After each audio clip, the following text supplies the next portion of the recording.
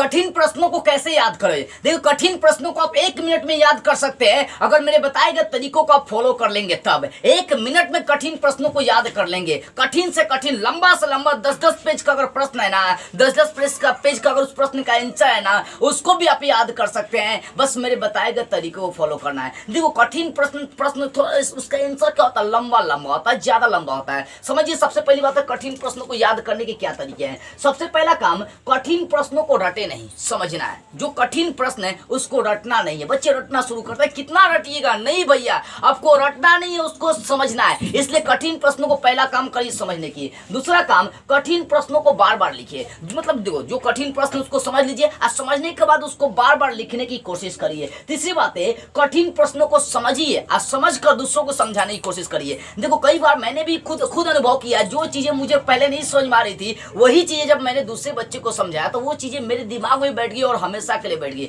इसलिए जो कठिन प्रश्न आपको नहीं समझ में आ रही उसको समझिए, जैसे भी उसको समझने की कोशिश करिए और दूसरों को भी समझिए कि वो यहाँ से यहाँ ऐसे होगा ऐसे होगा ऐसे होगा, समझाने की कोशिश करिए। जितना दूसरों को आप समझाएंगे ना उतना वो हमेशा कठिन प्रश्न आपके दिमाग में बैठ जाएगी। चौथी बात है कठिन प्रश्नों का रिवीजन करें। रिवीजन का मतलब कठिन प्रश्नों को क्या करना, आपको बार बार लिखना है। कठिन प्रश्नों को बार बार लिखना है, समझ में आ रही है? कठिन प्रश्नों को आपको बार बार लिखना है। दूसरा नंबर ये कठिन प्रश्नों को बार बार लिखना है और कठिन प्रश्नों का रिवीजन भी करना है। देखो रिवीजन करने के 3 फायदे होते हैं। पहली आपकी राइटिंग सुंदर हो जाएगी, लिखने का स्पीड मेंटेन हो जाएगा और तीसरा वो प्रश्न आपके दिमाग में बैठ जाएंगे। इसलिए कठिन प्रश्नों को बार बार लिखे और उसका रिवीजन करते रहे, समय अनुसार रिवीजन करते रहे। और 5वीं बात है कठिन प्रश्नों को सुनने से पहले याद, कठिन जो प्रश्न होते हैं उनको सुनने से पहले एक बार जरूर पढ़ लेना है। देखो कई बार आप ये देखा जाता है कि सोने से पहले आप जो चीजें देखते हैं ना वही चीज आपके सपने में आती है। सोने से पहले जो काम करेंगे, अगर मान लो कि ईश्वरीय राय का फिल्म देख लिए तो बाबू ईश्वरीय राय सपना में डिटो किया गया, और सोने से पहले भूत का सपना देख लिए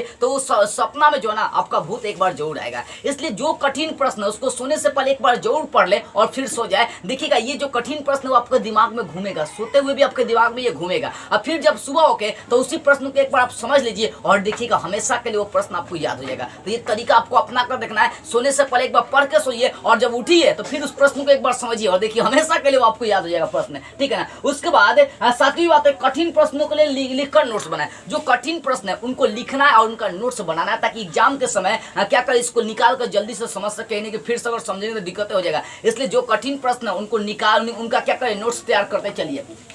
और 8वीं और सबसे इंपॉर्टेंट बात, देखो यही आपके प्रश्नों को याद करने का एक ही तरीका भी काफी हो सकता है। पहला कठिन प्रश्नों का संक्षेप बनाकर पढ़ना है। हम लोग देखिएगा बड़े बड़े चीज को क्लियर कर देते हैं, एकदम साफ है, समझ में आ रही, बिना किताब देखे पढ़ा देते हैं बच्चों को बड़े बड़े, समझ में आ रही। कैसे करते हैं बाबू, देखो कैसे करते हैं, उसका संक्षेपण तैयार करते हैं। जैसे मान लो कि आपका क्वेश्चन है कि हृदय के बारे में विस्तृत वर्णन करे या राखल दास बनर्जी के बारे में पूरा उसका इतिहास लिखे, समझ में आ रही। तो कैसे करेंगे आखिर हम बाबू, तो उसका संक्षेप मेन टॉपिक पढ़ेंगे, उसका संक्षेपण बनाएंगे और उसी संक्षेपण के आधार पर बच्चे को हम लोग समझा देते हैं। तो कोशिश करो कि आपका जो चैप्टर्स, आपका जो कठिन प्रश्न है उसके बीच बीच में जो इंपॉर्टेंट टॉपिक है उनका एक संक्षेपण तैयार करें और उसी आधार पर चैप्टर्स को, उसी आधार पर कठिन प्रश्नों को आप समझ ले।